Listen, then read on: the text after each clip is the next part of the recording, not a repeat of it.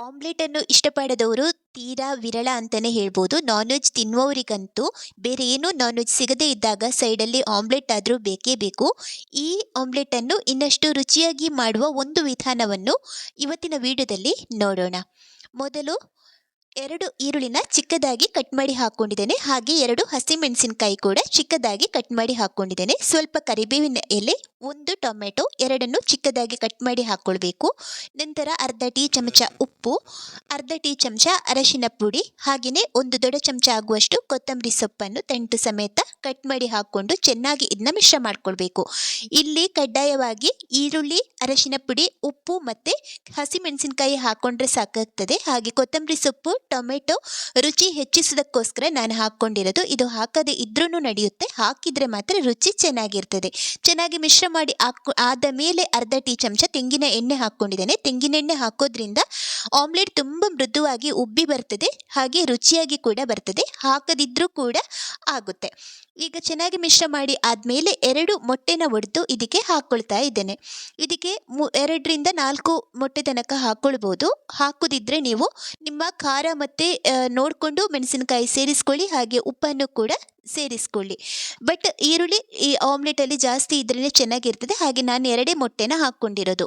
ಇಲ್ಲೀಗ ಒಂದು ಕಾವಲಿಗೆ ತೆಂಗಿನ ಎಣ್ಣೆ ಹಾಕ್ಕೊಂಡು ದೊಡ್ಡ ಉರಿಯಲ್ಲಿ ಕಾವಲಿನ ಬಿಸಿ ಮಾಡಿ ಇಟ್ಟಿದ್ದೆ. ಈಗ ಉರಿಯನ್ನು ಪೂರ್ತಿ ಸಣ್ಣದು ಮಾಡಿಕೊಂಡು ಮೊಟ್ಟೆ ಮಿಶ್ರಣವನ್ನು ಕಾವಲಿಗೆ ಹಾಕ್ಕೊಂಡು ಒಂದು ಸಲ ಮೇಲಿನಿಂದ ಹೀಗೆ ಸ್ಪ್ರೆಡ್ ಮಾಡ್ಕೊಳ್ಳಿ. ಉರಿಯನ್ನು ಯಾವುದೇ ಕಾರಣಕ್ಕೂ ಮಧ್ಯಮ ಅಥವಾ ದೊಡ್ಡ ಉರಿಯಲ್ಲಿ ಇಟ್ಕೊಳ್ಳೋದು ಬೇಡ. ತೀರಾ ಸಣ್ಣ ಉರಿಯಲ್ಲಿ ಇದನ್ನ ಬೇಯಿಸ್ಕೊಳ್ಬೇಕು. ಮೇಲಿಂದ ನಿಮಗೆ ಇಷ್ಟ ಇದ್ದಲ್ಲಿ ಬೇಕು ಅನಿಸಿದರೆ ಸ್ವಲ್ಪ ಕೊತ್ತಂಬರಿ ಸೊಪ್ಪು, ಹಾಗೆ ಸ್ವಲ್ಪ ಕಸೂರಿ ಮೇಥಿ, ಹಾಗೆ ಸ್ವಲ್ಪ ಚಿಲ್ಲಿ ಫ್ಲೇಕ್ಸ್ ಹಾಕ್ತಾ ಇದ್ದೇನೆ. ಇದರ ಬದಲಿಗೆ ನೀವು ಕೆಂಪು ಮೆಣಸಿನ ಪುಡಿಯನ್ನು ಕೂಡ ಸೇರಿಸ್ಕೊಳ್ಬೋದು. ನಂತರ ಕಾಳು ಮೆಣಸಿನ ಪುಡಿಯನ್ನು ಸೇರಿಸ್ಕೊಳ್ತಾ ಇದ್ದೇನೆ. ಎಲ್ಲವನ್ನು ಸ್ವಲ್ಪ ಸ್ವಲ್ಪ ಸೇರಿಸ್ಕೊಂಡಿರೋದು. ಮೇಲಿಂದ ಸ್ವಲ್ಪ ಜಾಸ್ತಿ ಹಾಕ್ಕೊಂಡಿರೋದು ಅಂದರೆ ಕೊತ್ತಂಬರಿ ಸೊಪ್ಪು. ಇದೆಲ್ಲ ನಿಮ್ಮ ಇಷ್ಟಕ್ಕೆ ಅನುಸಾರವಾಗಿ ಹಾಕ್ಕೊಳ್ಬೋದು, ಹಾಕದೇನು ಮಾಡ್ಕೊಳ್ಬೋದು. ಹಾಕಿದರೆ ನೋಡಲಿಕ್ಕೂ ತಿನ್ನಲಿಕ್ಕೂ ರುಚಿಯಾಗಿ ಇರ್ತದೆ.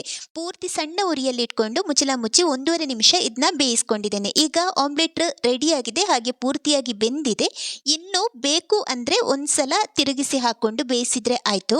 ತಿರುಗಿಸಿ ಹಾಕದೆ ಹಾಗೇನೂ ತಿನ್ಬೋದು, ಬಟ್ ನನಗೆ ತಿರುಗಿಸಿ ಹಾಕಿದರೆ ಟೇಸ್ಟ್ ತುಂಬ ಇಷ್ಟ ಆಗ್ತದೆ. ಹಾಗಾಗಿ ತಿರುಗಿಸಿ ಹಾಕ್ಕೊಂಡಿದ್ದೇನೆ. ಆದರೆ ತಿರುಗಿಸಿ ಹಾಕಿ ನಂತರ ಉರಿಯನ್ನು ಆಫ್ ಮಾಡಿಕೊಂಡು ಮುಚ್ಚಳ ಮುಚ್ಚಿಬಿಟ್ಟು 30 ಸೆಕೆಂಡಿಂದ 1 ನಿಮಿಷ ತನಕ ಹಾಗೆಯೇ ಬಿಟ್ಟರೆ ಆಯಿತು. ನೀವು ಉರಿಯನ್ನು ಆನಲ್ಲಿ ಇಟ್ಕೊಂಡು ಮತ್ತೆ ಬೇಯಿಸ್ಕೊಳ್ಳುವ ಅವಶ್ಯಕತೆ ಇಲ್ಲ.